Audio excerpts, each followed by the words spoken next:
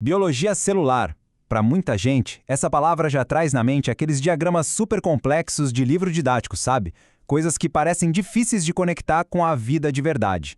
Mas e se a gente pudesse tornar tudo isso mais palpável, mais criativo? Hoje, vamos mergulhar numa abordagem super inovadora que está transformando o jeito de aprender essa ciência, usando só uma câmera, muita criatividade e alguns objetos do nosso dia a dia. Quem não se lembra daqueles desenhos nos livros, né? A célula e suas organelas parecendo um mapa, tudo parado, sem vida nenhuma. Pois é, essa abordagem estática acaba virando uma barreira para a gente entender os processos que são, na verdade, super dinâmicos e que acontecem dentro de cada célula a todo instante. E, olha, a pedagogia moderna já confirma isso. Métodos que são só de exposição de conteúdo, em que a gente fica ali só como espectador, eles podem dificultar muito a retenção do conhecimento. O aprendizado de verdade acontece quando a gente constrói o conhecimento ativamente, e não quando a gente só recebe ele de forma passiva. Então, é daqui que a gente parte. Um campo de estudo que é pura dinâmica, sendo ensinado, muitas vezes, de um jeito totalmente estático. Como é que a gente quebra esse ciclo? Vamos colocar um do lado do outro para ver a diferença. De um lado, o modelo tradicional, diagramas parados, conceitos abstratos e uma observação passiva. Do outro, a nova abordagem, que propõe animação dinâmica, materiais que a gente pode tocar e, o mais importante de tudo, um processo de criação ativa. E é exatamente essa nova abordagem que nos leva para o centro da nossa análise de hoje, o projeto Biologia Celular em Cena. A ideia é simplesmente genial. Futuros professores de biologia foram desafiados a criar seus próprios vídeos usando stop motion para explicar temas bem complexos, tipo mitose e síntese de proteínas. Ou seja, eles saíram do papel de estudantes para se tornarem criadores, professores e, com isso, aprenderam de um jeito muito mais profundo. E o mais legal é como isso foi feito. Nada de estúdios caros ou softwares complicados. O kit de ferramentas era super acessível. Massinha caseira, comida, materiais recicláveis, uma câmera digital qualquer e um programa de edição gratuito. Isso só prova que a criatividade pode gerar ferramentas de ensino poderosíssimas. Dá uma olhada, que coisa genial essa representação da digestão celular. A membrana é feita de pão de forma e o fagossomo, aquela parte que engole a partícula, foi feito com alface e milho. É criativo, tem um charme e, o mais importante, transforma um conceito invisível em algo concreto, que fica na memória. Mas essa abordagem não é só criativa e divertida, não. Ela é toda baseada na ciência de como o nosso cérebro aprende. Existe uma teoria que explica direitinho por que isso funciona tão bem. A base toda do projeto é a teoria cognitiva da aprendizagem multimídia. Pensa assim, o nosso cérebro tem tipo 2 canais de entrada de informação. Um para o que a gente vê e outro para o que a gente ouve. O aprendizado fica muito mais forte quando a gente usa esses 2 canais ao mesmo tempo de forma equilibrada, sem sobrecarregar nenhum deles.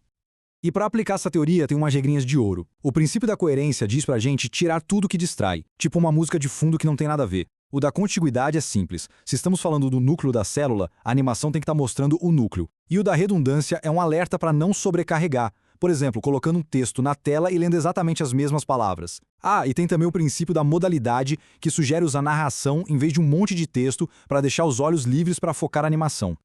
Ok, a teoria é bem sólida. Mas e na prática? Como será que os estudantes se saíram? Vamos dar uma olhada nos resultados da análise dos vídeos que eles produziram. Esse gráfico aqui revela uma coisa fascinante.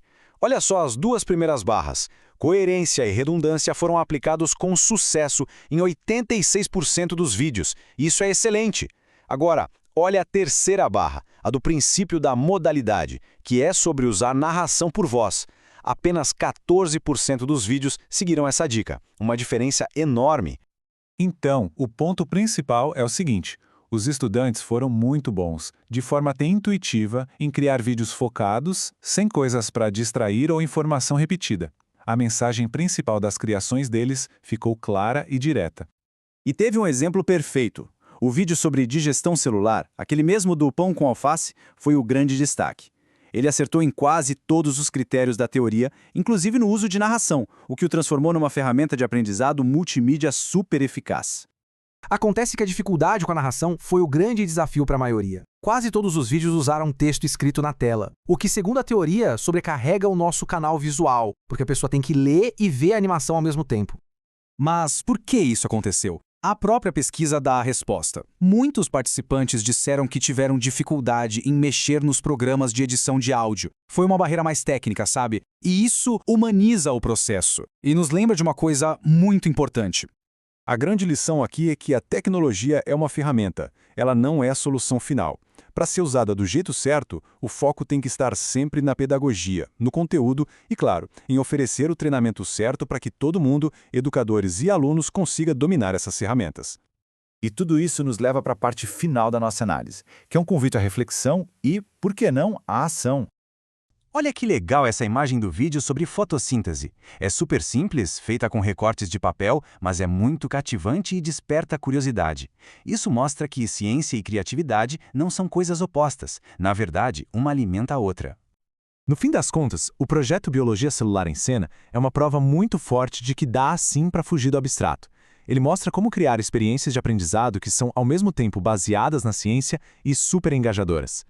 E isso tudo deixa a gente com uma pergunta no ar. Se a gente olhar para os objetos ao nosso redor, para os materiais mais simples, quem sabe a próxima grande aula, a próxima explicação genial, não esteja só esperando para ser descoberta e animada por aí?